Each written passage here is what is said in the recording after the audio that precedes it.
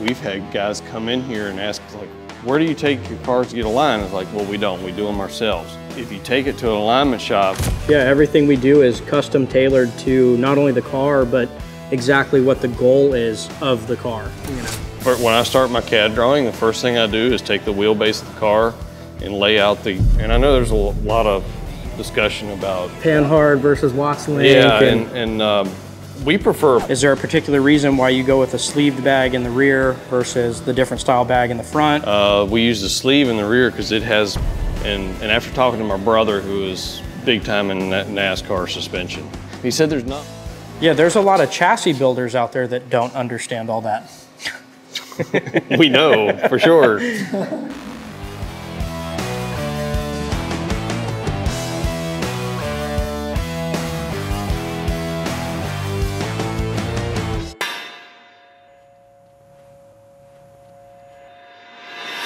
I'm Paul at Old Anvil Speed Shop, and this is Brandon. Brandon's our chief fabricator on this project. It's a 1962 Impala Convertible.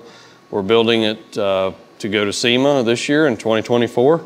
We're doing some really unique stuff on this. This is the first full build Impala we've done in the shop. First of all, we're making it a unibody. The 62 Impala Convertible had a X frame, which the frame went down the middle. And it's always an issue when you want to go modifying these cars. So we decided to make it a unibody. And we actually welded our chassis into the body of the car. And it is just super stiff.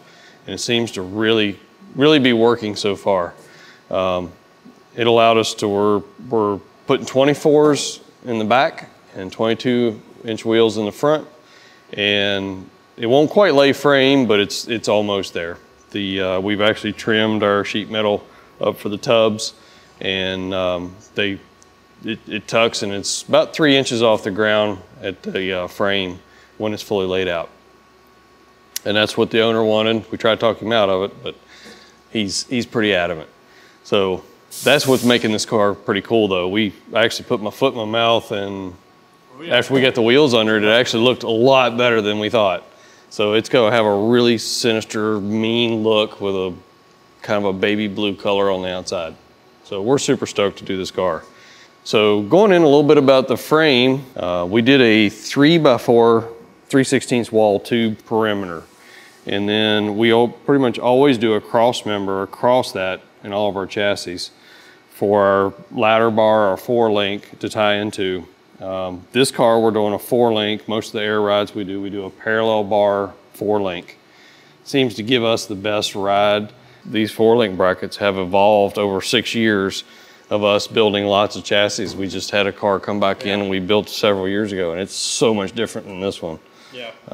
So we've kind of built this for speed and accuracy of what we're building. So yeah, changed everything over to inside corners instead of outside corners and things like that. Yeah. Now, do you change the height on where they're mounted on the rear end? Sometimes. Or is it just the rear frame rail? No, I change it both spots. Depending on what the end goal is? Yeah, all that's important to the geometry of where it is. And it has to be designed around the tires. Well, I think that's another tire really size is critical. Super critical, yeah.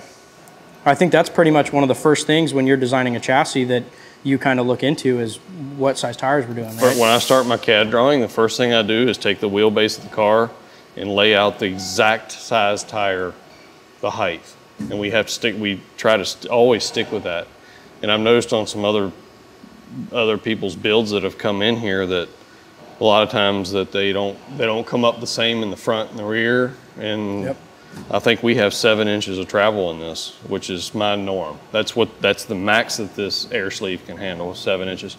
So I'll also match it and we have 7 inches in the front. Yeah, which you'll run into a lot of chassis where you're only getting 3.5 or 4 inches top to bottom. Yeah, and that's just not enough. So shock placement was very important. We don't have the mounts in here yet, but the shocks will be up here, and they work off the bottom of the 4-link. And by angling it just a certain distance, that angle allows me to get just the amount of travel we need without the shock poking up through the floor. So they actually stay under the floor.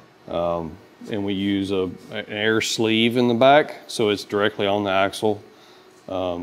Seems that the less air pressure we have to run, you get a softer spring rate, and then you make up for it in your shocks. So our experience is that seems to work the best because there's no real set spring rate. Your spring rate changes as you increase or lower your air pressure, which is also used to adjust your ride height. Now, another thing I know you and I have discussed, but for people watching, maybe they don't know, is there a particular reason why you go with a sleeved bag in the rear versus the different style bag in the front, or?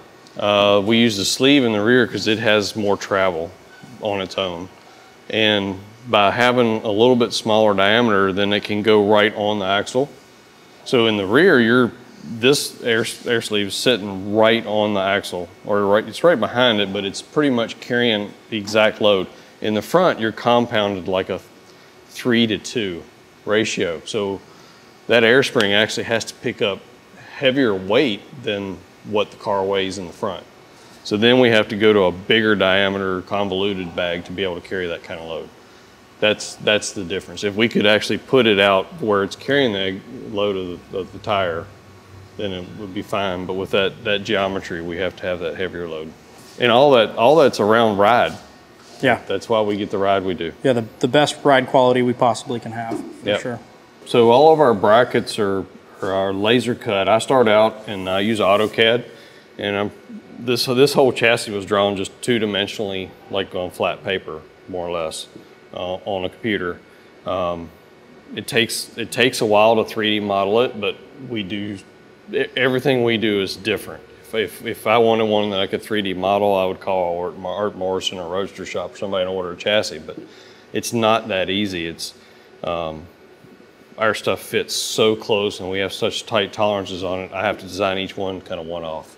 Yeah, everything we do is custom tailored to not only the car, but exactly what the goal is of the car. You know? Yeah, so we lay it all out in a two-dimensional from different views, and then I take each one of these parts and draw it so that in a flat so that we can send it off to a laser cutter and they cut them all out from a DXF file. So we just get a box of a bunch of wrapped up parts and then we start laying them all out, and I have it all labeled where they go, and that's how that evolves. So there's not a whole lot of cutting and fitting when you're it just kind of snaps together. Yeah, it's really nice having everything laser cut, and even on this chassis, there were a handful of parts that we had slotted in tab just to make that process a little bit easier, a little bit quicker. So basically, everything comes in. We'll look over everything, make sure we got everything. Paul come out, give us prints on exactly what we're doing, and we just start fitting together, tacking, make sure everything goes together. A lot of times, what I'll do personally is I'll tack things up, and I'll kind of fit them, make sure the fitment is exactly what we want, and then I'll go ahead and weld everything out. So in that, we're running a parallel bar 4-link. Of course, that pushes directly into this bar, which is all of that load then is transferred into these two members. And with the floor going on it, welding it all solid, that floor actually becomes a shear point. So that all this force is pushed into this shear plane in the bottom of the floor. The tunnel also creates, when it's all welded solid to the frame that way, it creates its own tube member. So this thing is just super strong. And also by having the separate frame rails on the inside and the outside, it gives us a lot of torsional rigidity this way. So all of this pretty much has a purpose. It looks super simple. We were just talking about it. We have the floor pans made, but we took them out to show y'all what's going on. And it looks so super simple right now. But we've purposely thought out ahead of time where our floor pans and stuff go, because we've got all of our cabling for the batteries. We have dual batteries in the trunk, and we've got to get that up to the starter in the front. We've got the fuel lines. We've got to supply and return fuel lines. We're probably going to do our ECU and our race pack smart wire for all the electronics here under the seat in the back. So all that'll be running through. So we've made provisions for that under the floor, and thought all that out. Also, something that's big on this, which you're going to have to tackle here probably in the next week, is the 3-inch exhaust that we've got going out the back. Yep. This car is getting a 1,200 horsepower Nelson Racing engine with a column blower on it. So it's 1,200 horsepower, and we've got to get that transferred to the back. And we've got to exhaust it out the back somehow. So yeah, one of the nice things too that we do on pretty much all of our chassis builds is we weld in rings and basically just pre-route where the exhaust is going to go. So as a fabricator, you know, when we get to the exhaust portion, having that already done, just it makes it so much easier than trying to route under the frame, or when we're trying to get these cars real nice and low, it solves all those issues. Yeah, exactly. And so we've got some vibrant mufflers that are going in here so that it'll kick up, and then the 3-inch exhaust actually goes through over top of the rear end on this. So we've allowed for all that. We actually raised the trunk floor 3 inches from stock. The owner was fine with losing that extra 3 inches, and it also worked out to where it's in the plane of the rear cross member part of the body. It used to be they were kind of stacked on top of each other. The frame was below, and that support panel was above it. Now we've actually raised that up and tied right to it. So it's all just super solid in the back. And then it's a much cleaner look too. Oh yeah, much cleaner. So that also gave us room then for a more flat fuel tank that's 3 inches taller in the back. So the fuel tank will be underneath in the back.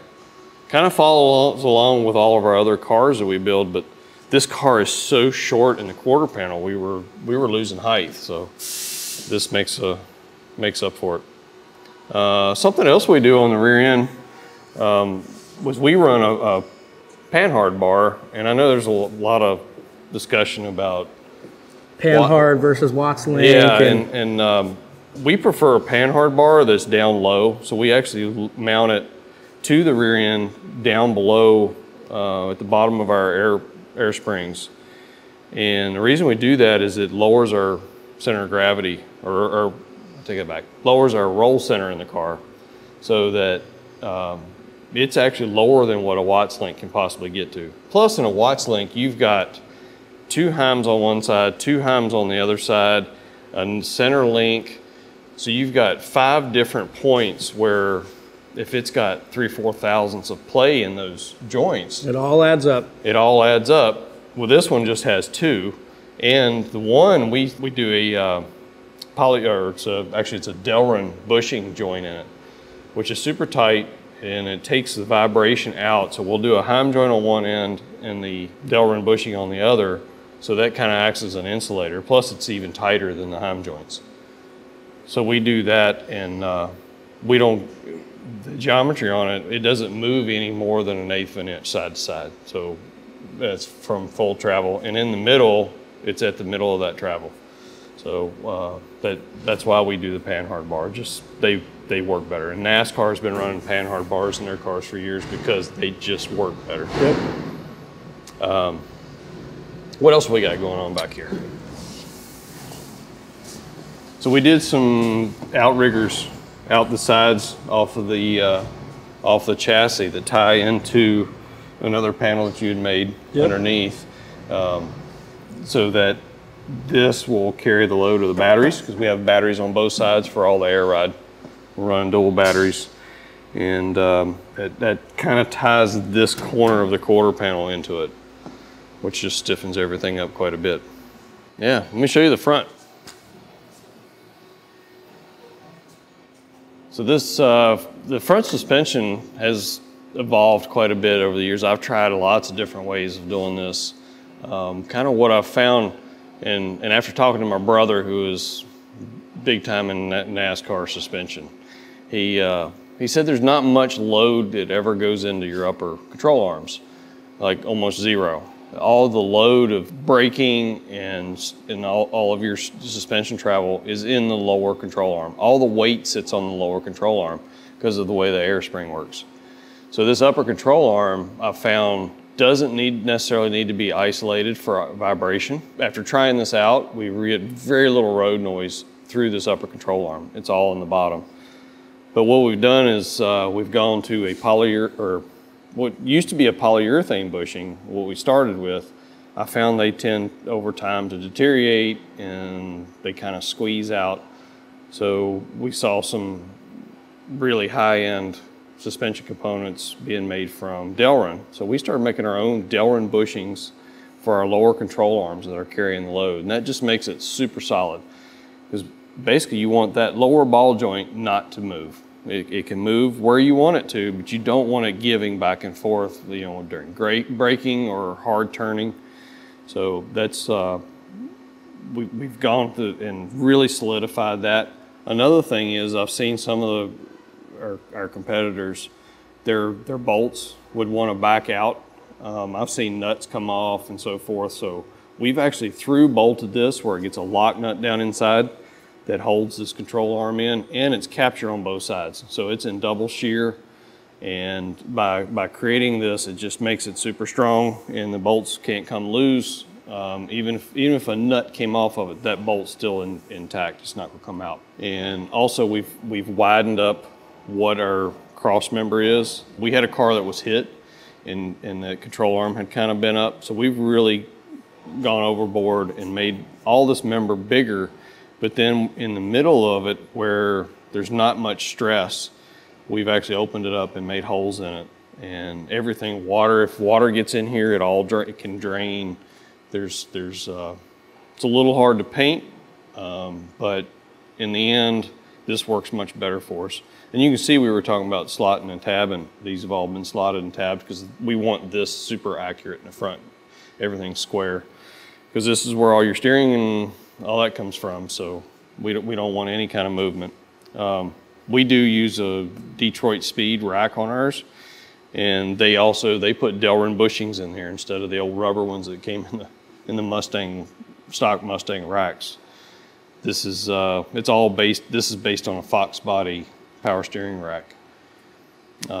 Plus I think these are a little quicker ratio too. They work a little better. And again, you can see we've got in the air springs in the front.